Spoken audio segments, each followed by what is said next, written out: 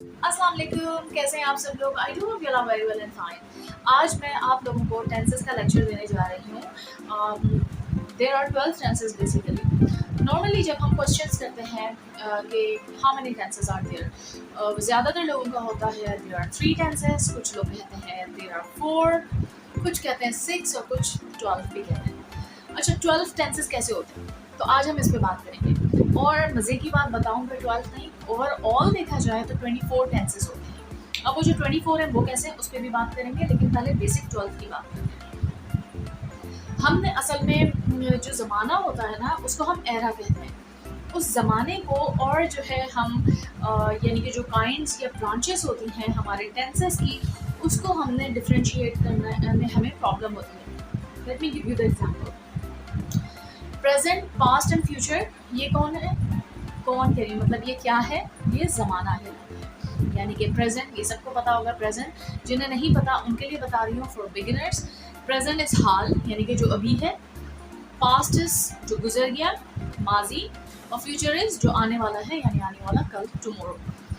तो ये जो है ये ज़माना कहलाता है। अब हर ज़माने के साथ हमारे पास तीन तीन ब्रांचेस लगेंगी। Oh sorry, let me correct you, 4 branches हैं टोटल, या उसे काइंड्स आप कह लें टेंसेस की।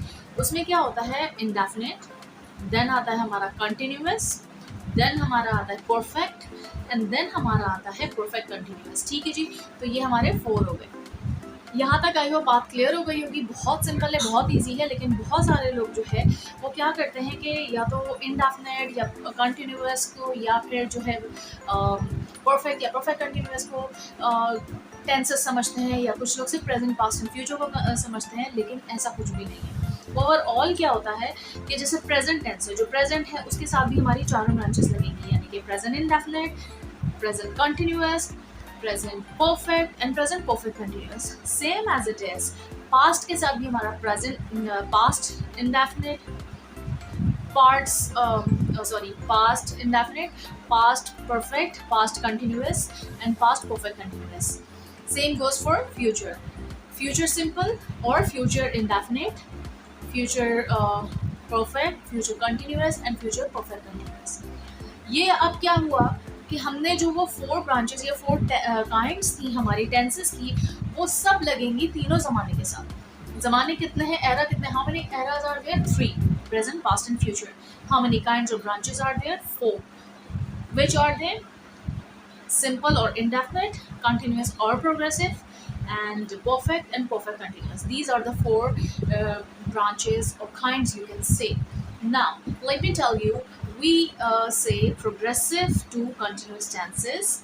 Continuous को progressive tense भी कहा जाता है, यानी present perfect, present continuous कहें आप या present progressive कहें, बात एक ही है।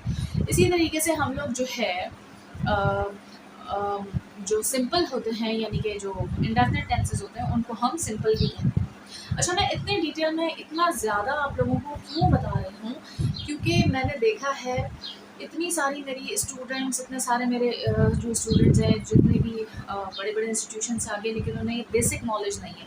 तो जब आपके पास बेसिक नॉलेज ही नहीं होगी, बेसिक आपको फ़र्क करना, डिफ्रेंशिएट करना नहीं आएगा, तो फिर आप लोग आगे कैसे बढ़ेंगे, आगे बातों को कैसे समझेंगे।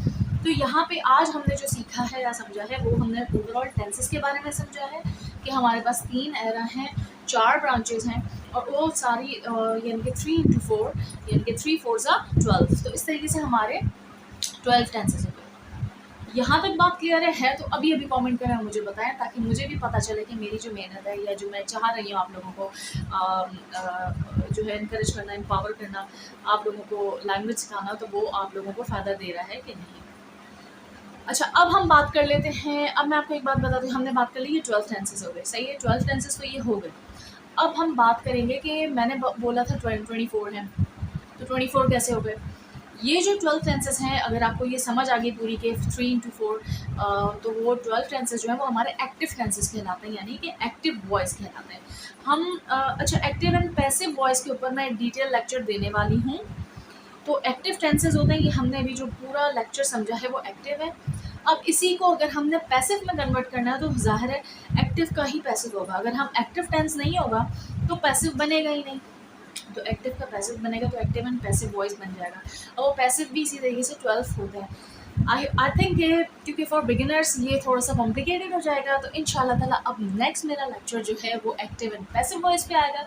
और जब मैं एक्टिव पैसिव वॉइस का लेक्चर बना लूँगी आप लोगों के लिए, तो मैं उसका लिंक इस वीडियो में डाल दूँगी, और इस वीडियो का लिंक जो है वो एक्टिव पैसिव की वीडियो में लिंक डाउन कर दूँगी, ताकि जो भी सीख रहे हैं समझ रहे हैं तो उनके पास लिंक्स भी हो, इंटरलिंक कर सकें और वो आसानी से समझ सकें, अपने नोट्स तैयार कर सकें। तो आई डू होप कि आपको यहाँ तक एटलीस्ट 12 टेंसेस जो हमारे थे एक्टिव के, उनका कॉन्सेप्ट आपको समझ आया होगा।